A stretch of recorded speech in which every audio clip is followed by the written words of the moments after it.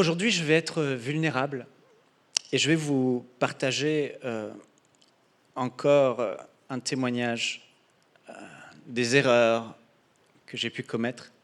Je l'avais déjà fait à l'église sur le rejet et je vous avais partagé combien je souffrais de rejet, j'avais été vulnérable, montrant ma souffrance dans tous ses détails afin de pouvoir permettre aux autres de s'identifier et de voir à quel point le Seigneur est capable de nous transformer, de nous changer. Et aujourd'hui, j'ai eu encore à cœur d'être vulnérable en vous parlant du mauvais père que j'ai été, du papa absent et des conséquences que ça a eu dans ma famille. Et je remercie le Seigneur que finalement je sois passé par là parce que dans nos erreurs, dans nos faiblesses, dans nos manquements, lorsque le Seigneur nous transforme, c'est alors qu'on peut avoir davantage compassion pour les autres et qu'on est davantage outillé pour pouvoir aider les autres. Parce qu'on vient de là où les autres sont. Le Seigneur nous en a sortis et il nous a transformés. Et on est aujourd'hui un meilleur papa, un meilleur père. Et aujourd'hui, je vais être vulnérable. Et le message que je l'ai intitulé « Où étais-tu, papa ?» Et que ce cri ne soit jamais le cri de nos enfants, un message pour les pères, que jamais vos enfants et nos enfants puissent un jour dire « Papa, où étais-tu ? Où étais-tu lorsque j'avais besoin de toi ? Où étais-tu lorsque je soupirais après avoir un modèle, lorsque j'avais besoin de repères ? Papa, où étais-tu ? » Et que ce message puisse pousser les pères à se repentir s'il y a lieu, et pousser les mères à dire « Tu vois, le pasteur avait dit ce message, il faut que tu t'en souviennes parce que tes enfants en ont besoin. » Et si vous n'avez pas encore d'enfants, que ce message puisse vous rappeler le rôle et la responsabilité que vous avez en tant que parents et en tant que père vis-à-vis de vos enfants lorsque vous en aurez. Alors aujourd'hui, il y a un triste constat, c'est que les pères sont de plus en plus absents et je crois fermement que si la société va mal aujourd'hui, c'est parce que les pères sont absents. Les pères ne saisissent plus leurs responsabilités et la place des pères dans le foyer est devenue secondaire. Les mères prennent la responsabilité. Et comme les pères ont été enlevés de la vie des enfants, pour la plupart par leur absence, les enfants n'ont plus de repères et les enfants grandissent et deviennent à leur tour des mauvais pères. Et au lieu d'avoir été exposés à un bon père présent, investi dans la vie de ces enfants, les enfants grandiront et deviendront des bons pères qui, à leur tour, engendreront des enfants qui seront des bons pères. Et je crois qu'il est temps pour l'Église, frères et sœurs, qu'on mette fin à ce cycle de l'absence du Père et que le Père, par la grâce de Dieu, par le mois de la famille, en tout cas dans notre Église et dans la vie de ceux qui sont enfants de Dieu, nous puissions devenir des bons pères. Dis à ton voisin, si c'est un père, sois un bon père.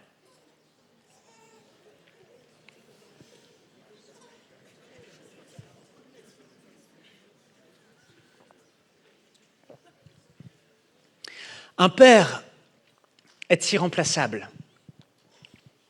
On ne peut pas, en tant que père, se dire la mère va occuper la place du père.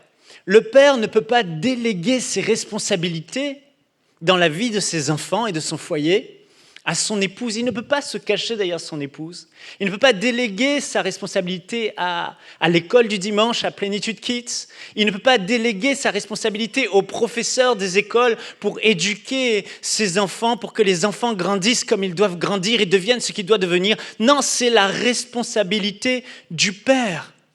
Et si les pères sont présents, si les pères sont investis dans la vie de leurs enfants et font de leurs enfants une priorité, assurément, nous allons engendrer des enfants qui seront forts, des enfants qui aimeront le Seigneur, des enfants qui auront Christ formé en eux et à leur tour, comme je l'ai dit, deviendront des pères qui engendreront des enfants qui seront des bons pères, et de génération en génération, cela se passera ainsi.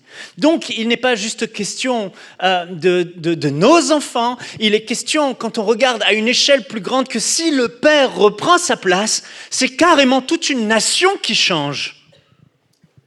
Et au fil des années, ce sont des générations qui changent. Parce que Dieu a établi le père, on le voit dans Éphésiens, au chapitre 5 et au verset 23, car le mari est le chef de la femme, comme Christ est le chef de l'Église, qui est son corps et dont il est le sauveur. La Bible nous dit que le mari, donc l'homme dans le foyer, est le chef de la femme.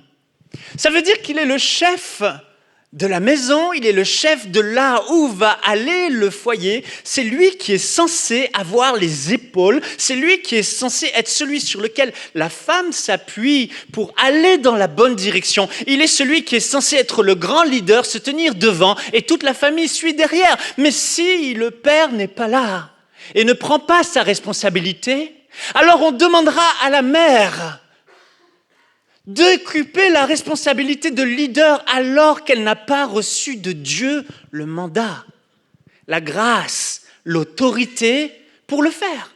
Et frères et sœurs, c'est un véritable fléau. Le mal des familles, la source des divorces, et tellement de choses commencent parce que le père a laissé de l'absence dans son rôle d'autorité. Alors, le mari, Dieu l'a positionné comme étant le chef, l'autorité, le leader.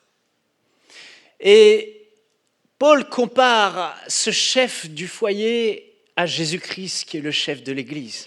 Combien d'entre vous aimez vous soumettre à Jésus-Christ, le chef de l'Église? Levez la main bien haut. Quasiment toutes les mains se lèvent. Pourquoi? Parce que Jésus-Christ est un chef aimant. Il est un roi dont le joug de sa royauté est tellement doux et son fardeau est tellement léger qu'on ne sent aucun fardeau finalement. Et ce qui est censé être un joug, le fait d'être soumis à quelqu'un, ne l'est plus parce que finalement, nous avons le meilleur chef qui soit. Paul dit aux hommes d'être ce type de chef, aimant leurs femmes, souhaitant le meilleur pour leurs femmes et leurs enfants. Et donc, pour la femme, comme c'est facile pour nous d'être soumis à ce merveilleux chef, roi, qu'est Jésus-Christ, il doit être pour chaque épouse normal d'être soumis à son mari, et même bénéfique, parce que finalement, nous sommes, en tant que père et mari, de bons chefs, à l'image de Jésus-Christ, aimant, qui pourvoit, qui prend les bonnes décisions, qui dirige, qui apporte la sécurité. Alors, l'homme doit prendre sa place. Mais si l'homme est absent, l'homme n'est pas présent, c'est ce qu'on dit, c'est maintenant l'épouse qui porte la culotte. C'est-à-dire, à l'époque, c'était les maris qui travaillaient, qui avaient ce qu'on appelle la culotte, là. C'est pas la culotte qui porte le lead. Ouais. Cette semaine, avec mon épouse, on a appelé une femme merveilleuse. Je crois plus de 30 ans de mariage. Une mère mariée à un homme, et elle pleurait. Elle a décidé de divorcer. Après des années où elle a supporté quelque chose qui était très difficile. Et avec larmes, elle nous disait que l'une des raisons majeures pour lesquelles elle se doit de séparer de son mari, et ce n'est pas la seule bien sûr, mais l'une des raisons, c'est que son mari était toujours absent de la vie des enfants. Et sa fille aussi pleurait. Elle est maintenant adulte. Papa n'était pas là. Papa n'était jamais là. Tout le monde pensait que papa était là à la maison, mais il n'était pas là. Frères et sœurs, le plus grand besoin de la femme, c'est d'être aimée, n'est-ce pas? Le plus grand besoin de l'homme, c'est d'être respecté, n'est-ce pas? Mais le deuxième plus grand besoin de la femme, de l'épouse, d'une mère, c'est de se sentir en sécurité. Comment une épouse peut-elle se sentir en sécurité quand elle porte tout? Quand elle s'occupe des enfants, quand elle s'occupe de la direction, quand elle s'occupe des activités, quand elle s'occupe de tout planifier, c'est un fardeau lourd sur les épaules d'une mère. Parce que le père est absent. Alors on se retrouve dans une société où le père va au travail, le père fait ses activités, le père fait toutes ces choses, mais les épouses portent sur leur dos un véritable fardeau et elles ne se sentent plus en sécurité. Et une épouse qui ne se sent plus en sécurité devient une épouse qui devient irrespectueuse vis-à-vis de toi, mon frère, parce qu'elle est plus comblée dans ses besoins. Alors, nous devons être des leaders et des pères et des maris aimants et présents, qui saisissent leurs responsabilités, solides, comme Christ est solide à son image. Que quelqu'un puisse dire Amen. Alors, les statistiques montrent l'importance du rôle et de la place du père. Pasteur Jérémie en a parlé. Lorsqu'un enfant se convertit dans une famille, c'est 3,5% de la famille qui va se convertir, donc les frères et sœurs et les parents. Seulement 3,5% de la famille va se convertir. Lorsqu'une mère se convertit à Jésus-Christ, c'est 17% seulement des familles, de la famille qui va se convertir. Donc le père se convertira, les enfants se convertiront, certainement 17% seulement. Mais lorsque c'est un père qui se convertit, les statistiques montrent que c'est 93% de la famille qui vient à Jésus. Ce n'est pas des statistiques par hasard. C'est que homme, père, mari, papa, tu as une responsabilité, une grâce, une autorité, un leadership qui vient de Dieu. C'est ton rôle. Tu es créé comme ça par Dieu. Il t'a positionné comme ça. Malheureusement, les pères ne saisissent pas toujours qui ils sont, leurs responsabilités. Mais il est temps, frères et sœurs, que nous reprenions notre place. Il est temps que les pères se lèvent. Il est temps que des hommes forts se lèvent et fassent de leur famille et de leurs enfants une priorité. Amen. Alors, j'ai 41 ans et je suis marié à la plus belle des Miss. Je l'appelle la Miss des Miss, Yveline, vous la connaissez. Et j'ai 2 merveilleux enfants, Louis qui a 11 ans et Sophia qui a 9 ans. Ils sont merveilleux. Je les aime. Mais pendant longtemps, j'ai été un père absent. Affairé au royaume de Dieu, à mettre le royaume de Dieu en priorité dans ma vie et tellement investi pour MCI, l'Église, l'œuvre de Dieu, que j'étais absent de la maison sans même me rendre compte. Les années ont passé et ma femme supportait tout. Et un jour, ma femme m'a dit, un soir dans le lit, avec larmes, elle m'a dit, Michael, je suis malheureuse. Et là, mon cœur a été brisé. Quand j'ai entendu ces mots, je me suis dit, j'ai échoué. Et la raison pour laquelle elle était malheureuse, ce n'est pas le succès, la réussite, vous voyez, les choses sont là et Dieu a fait grâce. Ce n'est pas la joie de pouvoir servir le Seigneur, on le sert. Mais elle était malheureuse parce que j'étais absent, trop absent. Et même lorsque j'étais là physiquement, j'étais absorbé et absent. Je n'étais pas entier, je ne donnais pas des temps de qualité. Et ma famille n'était pas la priorité. Pour de nombreux pères, leur seule responsabilité consiste à se dire « je dois pourvoir aux besoins de ma famille financièrement ». C'est bien, mais c'est tellement peu par rapport à tout ce que Dieu attend de nous, par rapport à ce dont notre épouse a besoin de nous et par rapport à ce dont nos enfants ont besoin de nous. Dis à ton voisin, il y a plus. Donc ma femme m'a parlé, ça m'a bouleversé. Et le Seigneur a rajouté une couche, il a enfoncé le clou encore plus. Un soir, j'ai fait un songe, j'ai eu une vision nocturne. Et alors que j'étais dans ce songe, je rêvais, j'étais dans le salon de la maison et tout à coup, j'ai eu une urgence à faire. J'ai dû m'absenter en allant dans une pièce de la maison et je me suis enfermé. J'étais sur mon téléphone en train de faire des choses.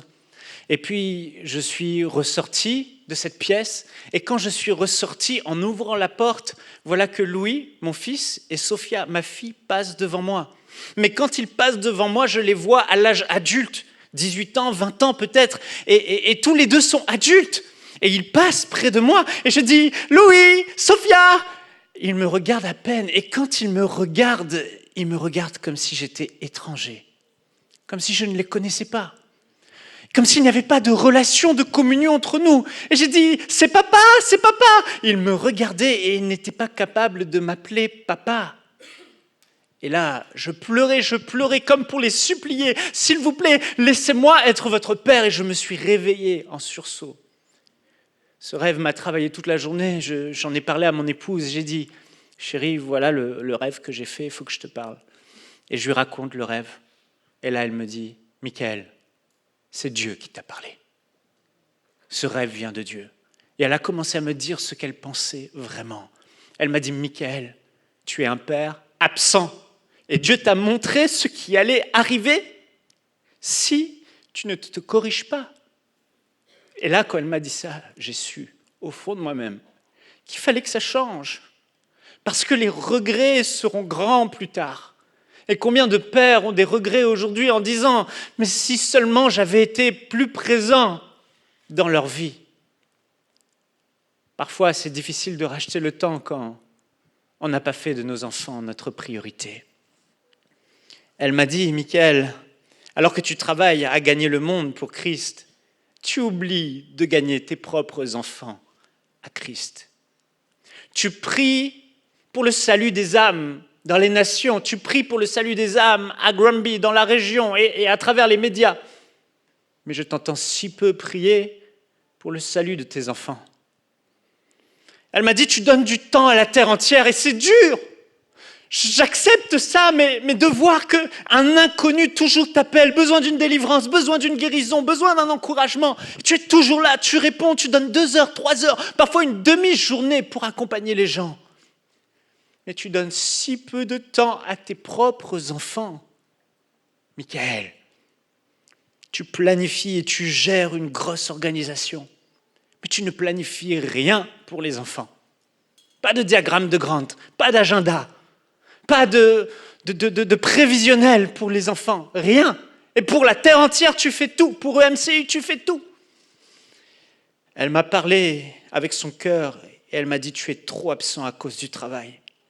Et même quand tu es là physiquement, on a l'impression que tu n'es pas là, tu es ailleurs, absorbé par les bugs, absorbé par les problèmes, absorbé par les défis, absorbé par la charge de travail. La preuve, Michael, c'est que même quand tu es là, avec les enfants au rez-de-chaussée, et que moi je suis à l'étage, en haut, les enfants vont dire « Maman, est-ce que tu peux, s'il te plaît, me donner ça ?» Alors que je leur réponds, mais papa est à côté de vous, demandez à papa. La raison, c'est qu'ils ont perdu l'habitude que leur papa soit là et réponde à leurs besoins et soit présent pour eux. À ce point, Michael, tu as la preuve sous tes yeux. Des fois, tu vas dans la salle de bain avec ton téléphone, ton WhatsApp, à écrire aux uns aux autres, à gérer les projets, et 1 heure passe. Tu ne t'en rends même pas compte, tu ressors. Et c'est une précieuse heure que tu aurais pu consacrer à tes enfants et investir en eux tout ce que tu as appris dans la vie et leur donner du temps de qualité, les aimer, les instruire. Et les cultes familiaux que tu avais si bien commencé, où chaque semaine en famille, on avait ce temps de prière, d'adoration, de partage, où tu partageais la parole de Dieu, tu priais avec les enfants, avec nous. Tu les as même arrêtés pour faire d'autres choses. Tu ne les couches quasiment jamais. C'est moi qui lis la Bible le soir et qui prie pour eux. Et quand les enfants te parlent, parfois même tu ne les entends même plus. Alors ça, frères et sœurs, c'est ce que j'ai vécu.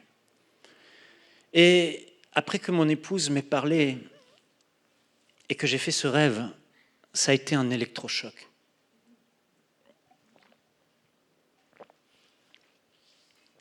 La réalité, c'est que j'étais trop busy. Dis à ton... En anglais, c'est bien busy? Mais quoi? Mais c'est un U. Busy. Yeah, busy. Busy. B-U-S-Y. Les Américains disent que être busy... Yeah. Yes, my name is Michael. I'm 41 years old. My English is very perfect. Petite parenthèse, quand j'avais 18 ans et que j'ai passé le bac en France, l'anglais avait un gros coefficient, il fallait que j'ai une bonne note.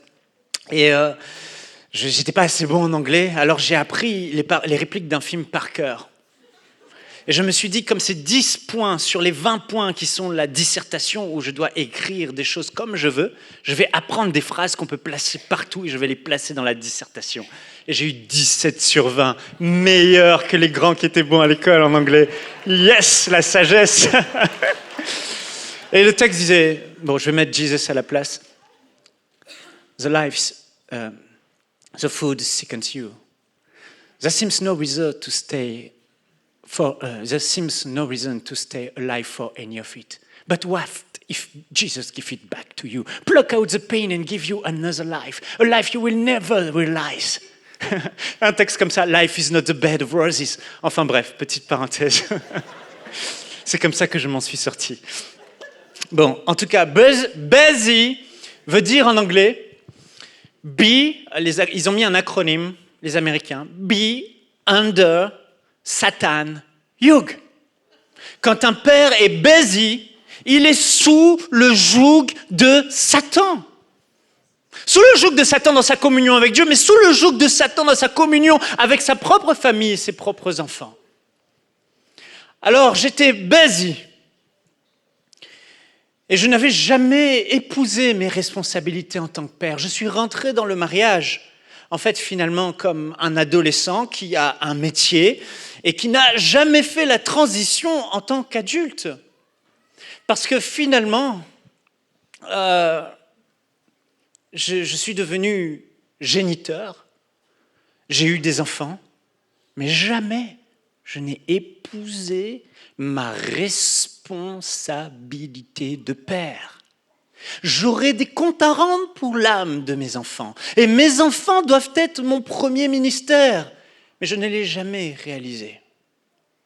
J'ai fait une statistique un jour dans un atelier d'hommes à notre église pour dire combien de pères se sentent encore adolescents mais avec un métier et des enfants.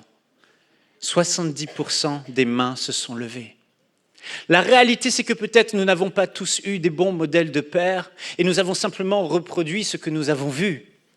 Mais un jour, un homme, un aîné dans la foi, je lui ai demandé de l'aide et il m'a expliqué que dans beaucoup de cultures, quand les enfants atteignent l'âge adulte, pour qu'ils deviennent vraiment adultes, on va faire une cérémonie. Et lui, avec ses enfants, qui sont tous des hommes et des bons pères pour ceux qui en ont eu,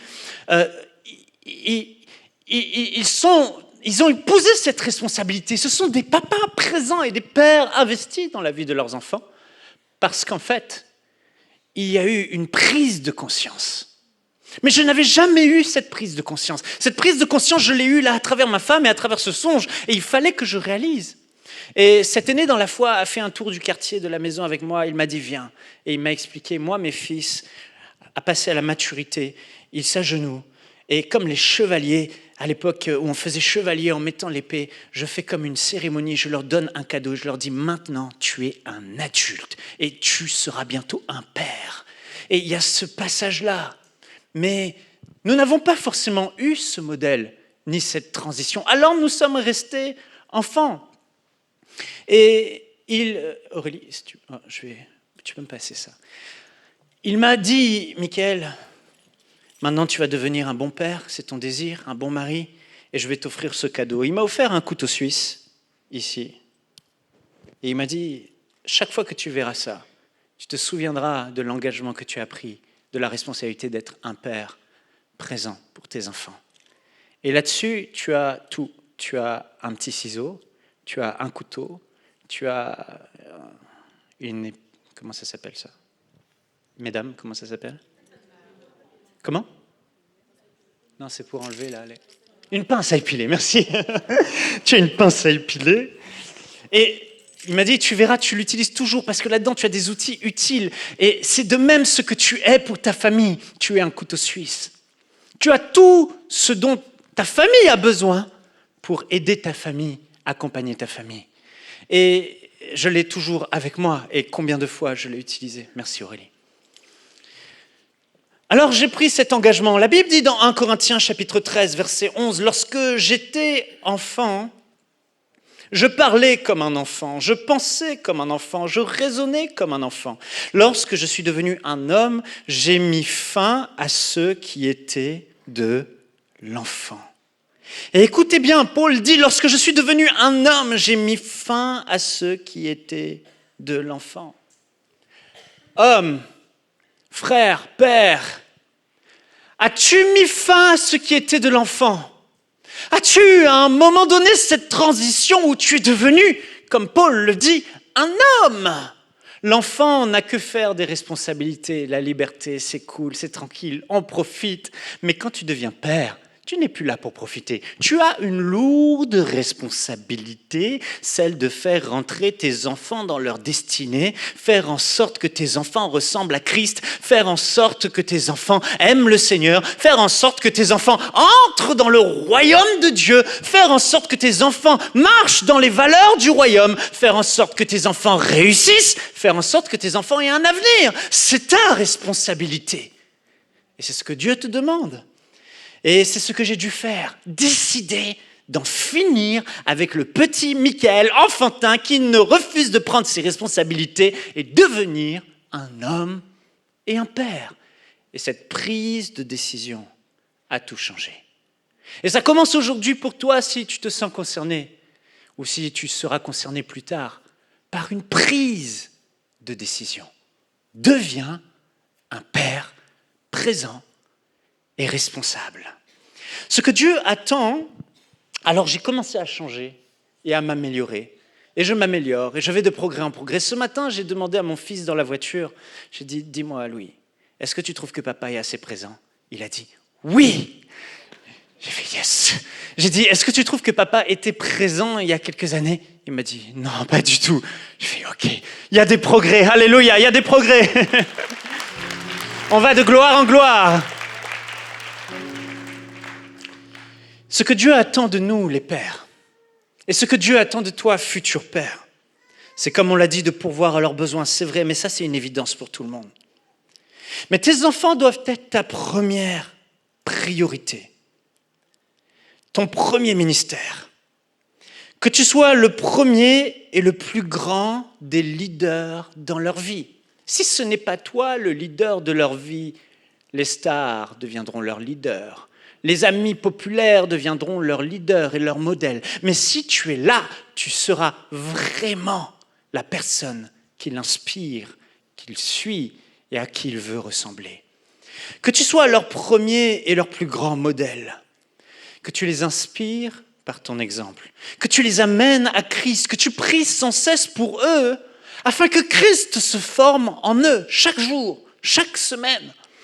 Que tu les aides à entrer dans le plan parfait de Dieu pour leur vie, que tu les éduques dans les ordonnances et les valeurs du royaume de Dieu, que tu les protèges, que tu les aimes affectueusement, que tu les conseilles, que tu leur laisses un héritage spirituel et moral, et pas juste un héritage de biens.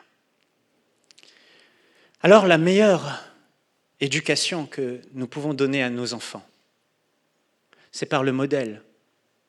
Et donc par le modèle, par l'imitation. Voyez-vous, Jésus a formé les disciples par beaucoup de paroles, c'est vrai, mais surtout par le modèle qu'il a montré. C'est pourquoi les disciples, même quand on voit Pierre, ils faisaient comme Jésus faisait. « Je n'ai ni or ni argent, mais ce que j'ai, au nom de Jésus-Christ de Nazareth, lève-toi et marche. » Il était comme Jésus. Ils ressemblaient à Jésus. Les gens disaient même qu'ils parlaient comme Jésus. Pourquoi ? Parce qu'ils avaient sous leurs yeux tous les jours Jésus-Christ comme modèle. Voyez-vous, quand on essaye d'instruire les gens uniquement avec des paroles, l'assimilation est moindre. Mais quand les gens sont exposés à un modèle, ils voient. C'est très facile d'enseigner aux gens la délivrance. mais il n'arrive pas à faire de délivrance. Mais je prends une personne avec moi, je lui montre, j'en ai pris quelques-uns, voici comment tu fais, tac, tac, tac. Et c'est facile, il n'y a plus qu'à reproduire après. En une fois, ils sont capables de refaire parce qu'ils ont vu, et ensuite ils imitent. La croissance par l'imitation, quand on est un modèle, est le meilleur moyen de grandir et de transformer une personne. Mais comment être un modèle si le modèle n'est pas là? Comment être exposé à un modèle si le modèle n'est jamais là, si les enfants ne voient pas le modèle?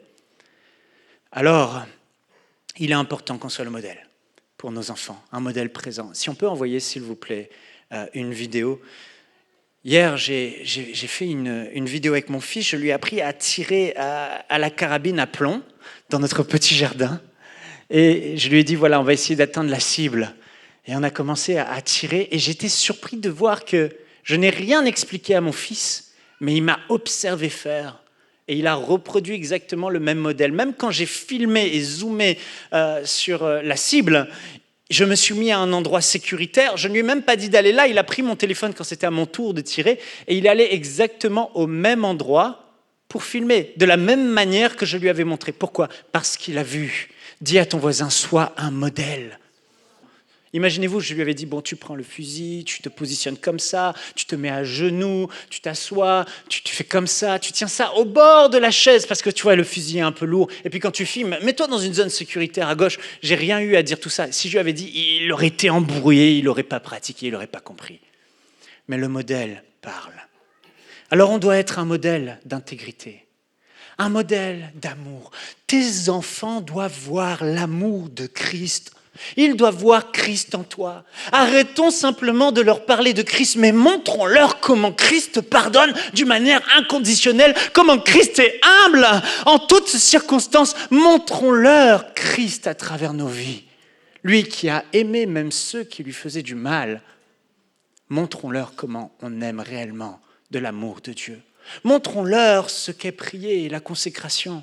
J'aime tellement quand je suis en train de prier dans ma chambre et que j'entends la porte s'ouvrir et que mes enfants me voient à genoux, du coin de l'œil, je le vois. Je dis, ça y est, ils voient. Que le matin, quand on se réveille, ils puissent voir papa, maman, en bas, en train de prier à genoux, le soir, en train de lire la Bible dans le salon, au lieu qu'ils nous voient sur nos téléphones en train de scroller et scroller et scroller et scroller. Nous allons faire quoi par nos modèles? Des scrolleurs. Nous allons faire des gens accros au téléphone, parce que nous-mêmes, nous sommes accros au téléphone. Mais si nous posons nos téléphones et que nous remplaçons le téléphone par la parole de Dieu, sauf si c'est l'application Ma Bible, vous leur expliquez bien que c'est ne pas déranger. Aïe, aïe, aïe. Donc, ils vont imiter le fruit de ce que seront ce que deviendront vos enfants. Sera le fruit du modèle que vous avez été dans leur vie. Alors, nous devons être ce modèle. Nous devons chaque semaine être intentionnels, présents. Et il ne s'agit plus de faire ce que nous avons envie, c'est plus j'ai envie, mais c'est je dois, car leur avenir est en jeu. Il faut être intentionnel. Tu dois chaque semaine passer du temps de qualité avec eux, pour les impacter dans les 3 dimensions, spirituellement, et dans leur âme, émotionnellement, intellectuellement et physiquement. Un père qui est absent engendrera des futurs pères absents. Un père qui est affectueux avec son épouse engendrera des enfants qui seront des maris affectueux avec leur épouse. Un père qui est galant, et j'ai vu ce matin des pères porter la coquille des enfants, laisser la voiture sur le parking encore qui tourne dans le starter pour aller ouvrir la porte à maman. Vos enfants les voient, ils voient cette galanterie et ils la reproduiront simplement parce que tu es un modèle. Un père qui prie toujours à la maison engendrera des enfants qui prient. Et je vous l'ai dit. Je connais 2 pères. Le pasteur Charles Talingano, l'évangéliste Charles Talingano, son fils Chris, un de ses fils, il a 10 enfants, habite à Sherbrooke. Et un jour, Chris m'a dit que son père l'appelle tous les jours. J'ai demandé confirmation encore à son père. Il m'a dit, oui, tous les jours, j'appelle mes 10 enfants. Il m'a dit, parce que j'ai 10 cœurs, un pour chacun. Je les appelle, des fois 10 minutes, 15 minutes. Mais malgré le ministère, Mes enfants ont toujours été la priorité. Tous les jours, il appelle chacun de ses enfants après les autres depuis des années, du lundi au dimanche, sans oublier un jour. Il prie avec eux, il les écoute, il les aime, il les conseille. C'est extraordinaire. Tous ses enfants sont attachés au Seigneur, servent le Seigneur, aiment le Seigneur, marchent dans la droiture, dans la vérité, dans l'équité. Tous craignent Dieu parce qu'en fait, il a été présent pour eux et il a été un bon modèle. J'ai un ami à Bourges, en France, qui a des temps quotidiens, hebdomadairement avec ses enfants chez lui, un culte familial. Et ses enfants sont nés de nouveau dans un culte familial. Ses enfants ont tous été baptisés du Saint-Esprit avec lui. Père, c'est notre responsabilité de leur montrer comment le Saint-Esprit habite dans un homme et ce que Dieu est capable de faire avec un homme rempli du Saint-Esprit. Nous parlons trop. Arrêtons de parler autant et montrons-leur par notre présence aussi qui nous sommes. Il faut parler et il faut montrer. Il faut être le modèle et il faut parler. Ce n'est pas l'un sans l'autre, ce n'est pas l'un ou l'autre, c'est les deux. Combien d'enfants n'entreront pas dans le royaume de Dieu à cause de l'absence et de la passivité de papa ?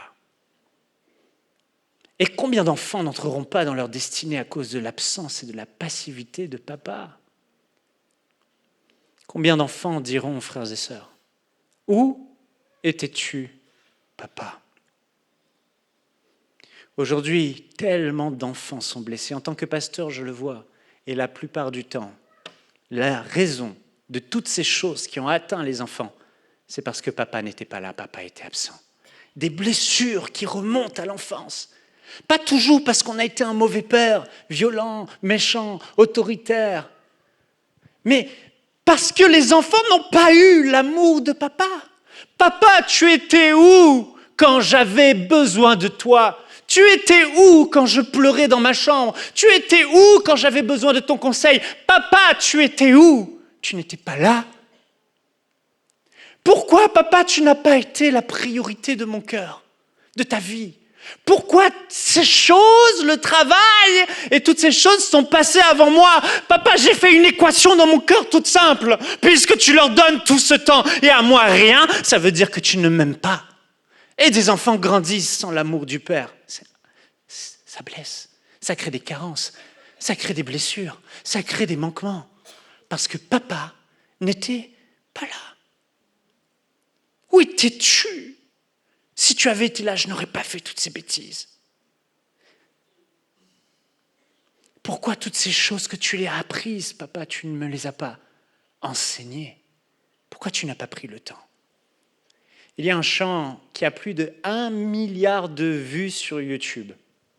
C'est le chant « Papa où t'es » de Stromae. Je ne sais pas si vous connaissez.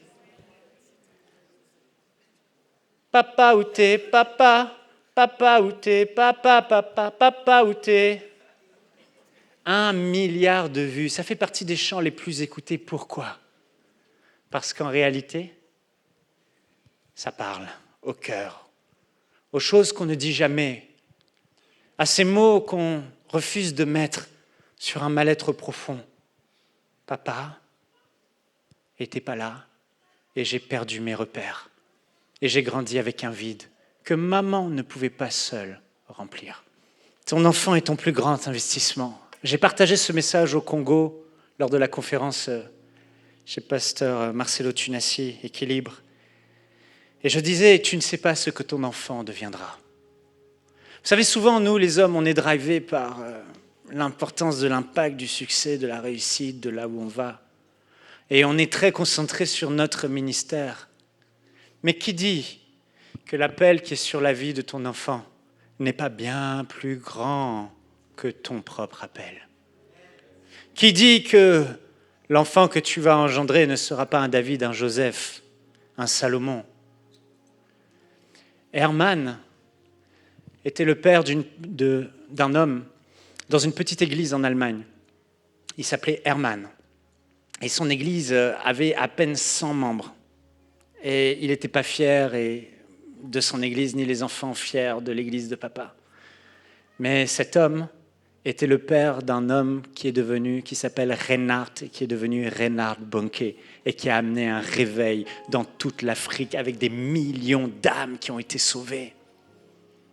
Tu ne sais pas si ton enfant va devenir un Nelson Mandela, une mère Teresa. Tu ne sais pas s'il va bouleverser les nations. Mais tu te dois de faire de lui, comme dit la Bible, une flèche dans ton carquois, que tu vas aiguiser, que tu vas préparer pour qu'il serve dans le royaume de Dieu et qu'il soit une arme redoutable pour tuer, comme dit ce psaume, les ennemis du roi, pour détruire les œuvres des ténèbres.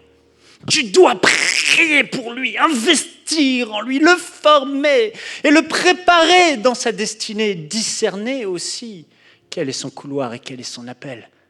Parce que l'enfant dans sa jeunesse ne saura pas où aller. Et c'est de ta responsabilité. La Bible dit dans Malachie, au chapitre 4 et au verset 6, « Il ramènera le cœur des pères vers leurs enfants et le cœur des enfants vers leurs pères. » Dieu a prophétisé et désire ramener le cœur des papas vers leurs enfants et le cœur des enfants vers leurs pères. Ce verset est puissant. Il y a une réalité spirituelle profonde derrière le livre. Des proverbes ne cessent de dire à l'enfant d'écouter l'enseignement et l'instruction des pères. Parce que derrière, il y a un lien essentiel. C'est pour les générations à venir. C'est pour la transformation de toutes choses. Parce que Dieu le voit et Dieu le sait. Il veut prophétiser aujourd'hui le retour du cœur des pères à leurs enfants. Et sera comme conséquence de ramener le cœur des enfants à leur père. Ne dis pas qu'il est trop tard. Ne dis pas que c'est fini. Mais investis-toi et deviens ce père que tu dois devenir. Je finis avec ce point. Par où commencer? Je l'ai appelé la règle des 4 P. Le premier P, c'est participe. Alors tu ne sais pas comment devenir ce père? Commence par participer. Participer aux activités de la famille, à être présent et ne pas laisser maman tout faire ou ne pas laisser simplement rien être fait, mais participe réellement. Sois présent et quand tu es là, sois là à fond. Ne te dis pas que maman est là, donc ça suffit. Faites-le ensemble parce que vous êtes complémentaires. Créez une routine avec des temps de qualité chaque semaine. Dans mon quartier, il y a une famille de l'église. À chaque fois que je les vois, ça me challenge et ça m'inspire. Parce que tous les jours, quasiment, je crois qu'ils font ça tous les jours, parce que chaque fois je les vois, quand j'arrive, ils sortent le soir et ils font un tour du quartier. J'ai l'impression que ça dure 30 à 1 heure, je leur demanderai, avec leurs 2 enfants, un bébé et un petit garçon de bas âge, je pense peut-être environ 3 ans. Mais ils font 4 ans, ils font le tour du quartier et ils ont des temps de qualité ensemble, où ils parlent, ils rigolent, ils font du vélo. Et je me dis qu'ils ont compris quelque chose que beaucoup n'ont pas compris et que je n'avais pas compris. Beaucoup de pères vont attendre que les enfants grandissent en se disant quand ils seront grands, ça deviendra intéressant. Et là, ils pourront m'écouter, je pourrai parler. La réalité, c'est qu'on prend des mauvais plis. Si dès leur plus jeune âge, tu ne commences pas à participer et à être intentionnel et à t'occuper d'eux et à passer du temps de qualité avec eux alors qu'ils sont tout petits, quand ils seront grands, tu ne le feras pas plus. C'est comme celui qui dit « je ne donne pas pour le royaume de Dieu parce que j'ai trop peu d'argent, mais quand j'aurai de l'argent, je donnerai pour le royaume de Dieu. » La réalité, c'est que jamais ils ne donneront pour le royaume de Dieu, même quand ils auront de l'argent. Si quand ils en ont peu, ils ne donnent pas. Celui qui n'est pas fidèle dans les petites choses ne le sera pas dans les plus grandes. Alors il ne faut pas attendre que les enfants grandissent, il faut que dès leur plus jeune âge, tu sois présent et que tu t'investisses en eux. Tu dois participer. L'autre P, c'est planifie pour tes enfants. Planifier, premièrement, un culte familial, parce que ta plus grande responsabilité, c'est de les amener à Christ. Planifie des temps de prière quotidiens avec eux, ajoute-le à ton agenda où tu pries pour eux. Mais planifie aussi ces cultes familiaux. Comme mon épouse m'a dit, je me suis après ressaisi, on a recommencé les cultes familiaux, et c'est très simple. Et ça te positionne dans ton rôle de père. Quand tu le fais, et plus tu crées des habitudes qui sont en accord avec ce que tu es censé être, plus tu vas te sentir père, plus tu vas te sentir mari, plus tu vas te sentir leader de la famille. Il suffit donc de commencer à faire. Et les cultes familiaux, c'est quoi? C'est 30, maximum 45 minutes. Qu'est-ce que tu fais? Tu assois la famille dans le salon. Vous asseyez, alors c'est compliqué parce que tu passes ton temps à faire la police, tes enfants ils sont là, tu donnes un super message, tu viens de prêcher avec tout ton cœur et tu as l'impression que c'est super ennuyant pour eux, qu'ils ne t'écoutent pas. Mais crois-moi, ils t'écoutent. Et plus tu le fais, plus ils t'écoutent et plus ils comprennent. Donc tu commences par leur apprendre à chanter un chant de louange et d'adoration. Les enfants doivent connaître des chants par cœur et tu leur apprends à chanter. Tu leur ouvres un passage de la Bible que tu choisis et tu leur enseignes sur ce passage. Et puis tu finis avec un temps de prière et tu rajoutes un peu de dynamisme, des questions-réponses pour qu'ils réfléchissent par eux-mêmes et qu'ils assimilent ce que tu as partagé. Faire un culte familial. Tu planifies des projets pour eux et pour la famille.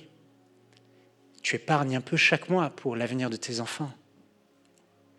Le troisième P, c'est prendre des décisions. Arrêtez d'être passif et de laisser l'épouse décider. En tant que mari, dis-toi une chose, que ce soit ton épouse ou que ce soit tes enfants, ils ont besoin de la sécurité et du cadre du père. Ils ont besoin que le père prenne des décisions. Qu'est-ce qu'on fait ? Je ne sais pas, comme tu veux. J'ai passé des années à toujours dire à ma femme « comme tu veux ». Et finalement, c'est elle qui dirigeait le foyer. Je pensais qu'elle aimerait ça, mais au final, ça la met dans une zone d'insécurité profonde. Elle déteste... Est-ce que les femmes me comprennent ? Si vous me comprenez, est-ce que vous pouvez acclamer ? Si vous êtes d'accord. Écoute bien. Elles n'aiment pas tout diriger. Elles veulent que le mari soit une épaule sur laquelle elle peut s'appuyer. Une épaule sûre, où on est sûr qu'il prend la bonne décision. Alors, prends des décisions. Et le dernier point, le dernier P, c'est parle. Parle. Parce qu'en fait, en réalité, la seule chose que tu peux donner, tu vas le donner par les paroles d'amour, d'affection. Mais il faut que tu parles. Tu vas prendre un temps de qualité avec tes enfants. Je prends Louis, je vais à part. Qu'est-ce que je vais lui dire ? Par quoi je vais commencer ? Je ne sais pas. Mais il y a ce psaume dans la Bible, psaume 81, qui dit « Ouvre ta bouche et je la remplirai. Va avec la force que tu as, papa. » Tu n'as peut-être pas l'habitude, mais prends ton enfant et laisse le Seigneur remplir ta bouche et t'inspirer. Et tu verras que tu auras des choses intéressantes à lui dire qui monteront et qui viendront. Mais il faut que tu parles. Si tu t'éteins, si tu ne parles pas, tu ne donneras rien. Dieu a parlé, tu dois parler. Ce que nous avons de Dieu, c'est sa parole. Il nous a laissé sa parole. Et la parole est puissante. Elle agit dans nos vies, elle agit dans nos cœurs. Il faut que les pères arrêtent de se taire. Nous devons parler, pas autant qu'une femme, parce que ça parle trop. Non, cette blague, elle est mieux passée que la première. Hein. Mais nous devons parler. Parle, dis-leur, corrige-les quand il faut, instruis-les, inspire-les, sème des paroles de vie, envoie la parole et tu verras les fruits que ça produira. Mon épouse devait faire 10 minutes à la suite du message, mais elle n'a pas pu. Alors je lui ai demandé de m'envoyer mon téléphone. Il est sous mon iPad. Ah, décidément. Je lui ai demandé de m'envoyer ce qu'elle aurait dit aux épouses.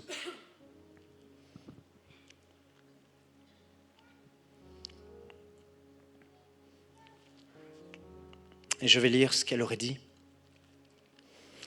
La Bible dit, dans le Proverbe 14, que la femme sage bâtit sa maison.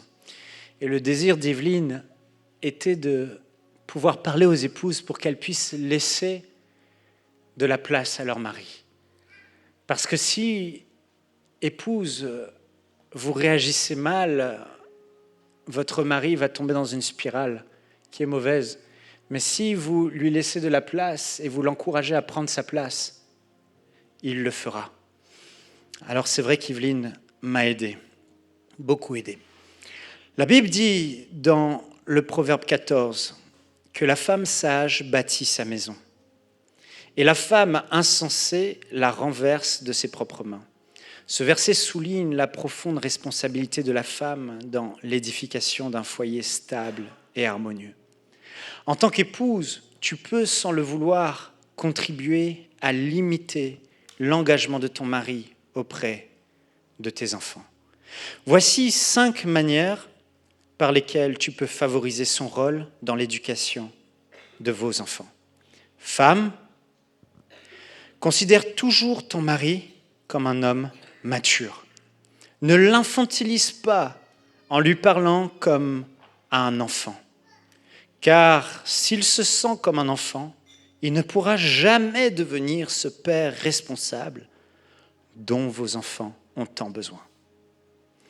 Femme, accepte que ton mari ne fasse pas les choses exactement comme tu le veux et quand tu le veux, même si sa méthode peut sembler désordonnée ou moins efficace.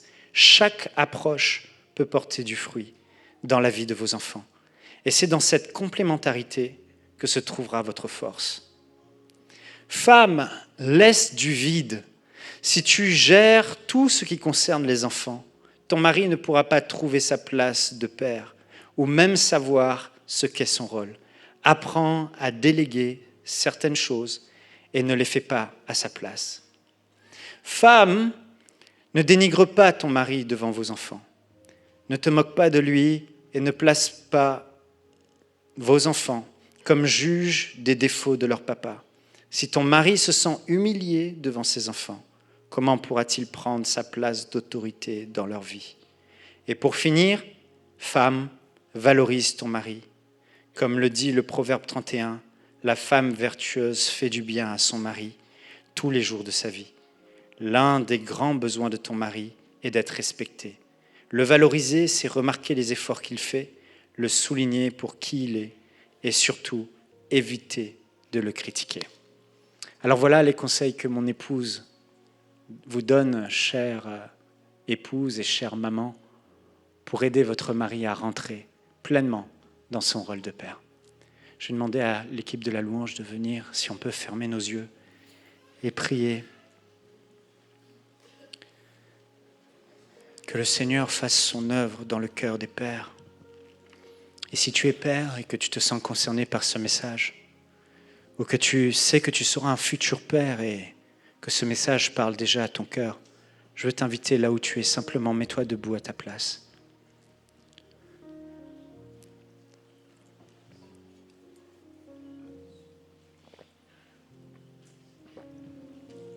Nous allons prier pour les pères, afin que les pères se lèvent et que cet acte prophétique où tu te lèves humblement et à la maison là où tu es, si tu entends ce message, que ton épouse t'a partagé ce message, ouvre grandement ton cœur, rentre en toi-même et réalise qu'il y a des progrès à faire. Et toi aussi à la maison, tu peux te lever là où tu es et prendre cette décision de tout ton cœur à devenir ce père présent, ce père responsable, ce père investi. Père Céleste, je veux te rendre grâce pour l'œuvre que tu as fait dans ma vie. Merci de ne pas m'avoir laissé être un père médiocre, être un géniteur et non un papa présent dans la vie de mes enfants. Merci de m'avoir aidé à devenir meilleur et merci de continuer à m'aider de progrès en progrès, de gloire en gloire, pour être ce Père qui fera la différence dans la vie de mes enfants. Ils sont si précieux pour toi. Et je sais, Seigneur, que tu as de grandes choses à faire à travers eux. Et même si elles n'étaient pas grandes, la chose la plus importante pour toi est que je prenne soin de ceux que tu m'as donnés. Père, je te remercie.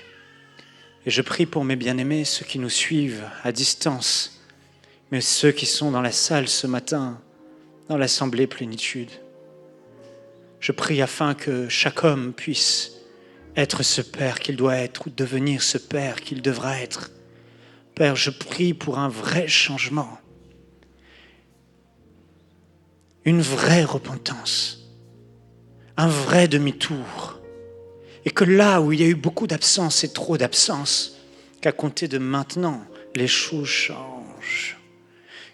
Que les pères puissent épouser leurs responsabilités. Qu'il puisse y avoir un dépôt dans les cœurs profonds. Et que chacun devienne celui que tu as prévu qu'il soit. Le leader de la famille.